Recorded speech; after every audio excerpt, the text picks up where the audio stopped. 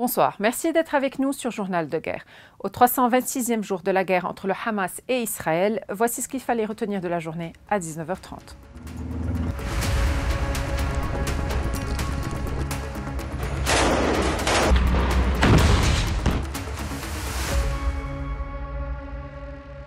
Mercredi matin, un drone israélien a ciblé une voiture à la frontière libano-syrienne près du pont de Zabadani alors qu'elle se dirigeait vers le Liban, faisant 4 tués.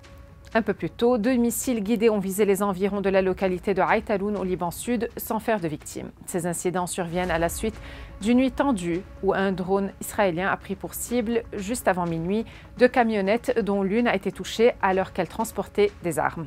Ce véhicule se trouvait alors sur l'autoroute internationale Baalbek-Homs à l'est de la région de Baalbek. Selon le ministère libanais de la Santé, cette frappe aurait occasionné des blessures légères à une personne. La situation sécuritaire au Liban s'est détériorée mercredi à la suite d'une série de frappes aériennes israéliennes qui ont fait plusieurs morts et blessés. Plus tôt dans la journée, les forces israéliennes ont mené de multiples attaques dans le sud du Liban. Elles ont notamment procédé à des tirs d'artillerie et à des frappes aériennes visant les villes de Khiem, Aïtaloun, Adaïsé et Merkaba.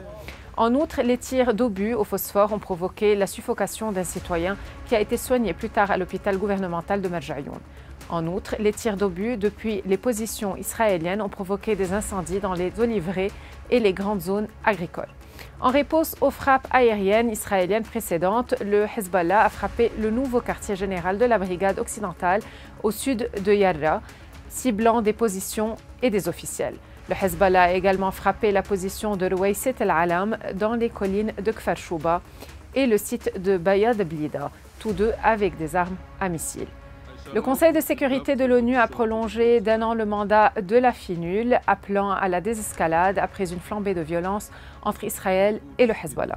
Dans une résolution adoptée à l'unanimité, le Conseil de sécurité a décidé de prolonger le mandat actuel de la FINUL jusqu'au 31 août 2025.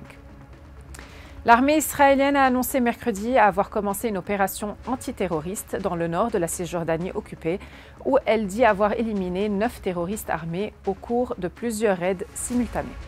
Dans la nuit, des colonnes de blindés israéliens sont entrées dans 2 camps de réfugiés, à Tul-Karem et à Toubas, ainsi que dans la ville de Jenin. Selon l'armée, 7 des 9 terroristes armés ont été éliminés dans des raids aériens. Le Croissant Rouge palestinien a fait état de son côté de 10 morts. De plus, l'armée israélienne a annoncé mercredi avoir éliminé des membres du djihad islamique palestinien dans une frappe en Syrie, près de la frontière avec le Liban, qui a fait 4 morts selon l'Observatoire syrien des droits de l'homme. Dans un communiqué, l'armée israélienne a dit avoir tué un terroriste qui était responsable du développement des plans opérationnels du djihad islamique en Syrie et au Liban. Elle a ajouté que d'autres membres du djihad islamique palestinien avaient été tués lors de cette frappe, sans en préciser le nombre. Le bilan humain depuis le début de la guerre à 19h30, heure de Beyrouth. Du côté de Gaza, le ministère de la Santé a recensé près de 40 534 morts parmi les Palestiniens depuis le 7 octobre. Du côté israélien, approximativement 1200 morts sont officiellement recensés par l'État hébreu depuis le début du mois de novembre 2023. Un chiffre qui n'a toujours pas évolué selon les données officielles, malgré des annonces régulières de soldats tués dans les combats. Au moins 360 officiers ont été tués dans la bande de Gaza et à la frontière libanaise depuis le 27 octobre, début de l'opération militaire terrestre lancée en représailles à l'attaque du 7 octobre dans le sud d'Israël.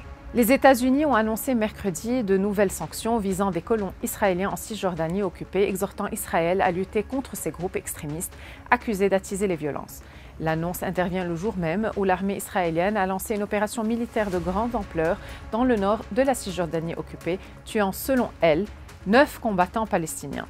La violence des colons extrémistes en Cisjordanie provoque d'intenses souffrances humaines, nuit à la sécurité d'Israël et compromet la perspective de paix et de stabilité dans la région, a déclaré le porte-parole du département d'État, Matthew Miller, dans un communiqué. Il est essentiel que le gouvernement israélien réclame des comptes aux individus et aux entités responsables de la violence contre les civils en Cisjordanie, a-t-il ajouté.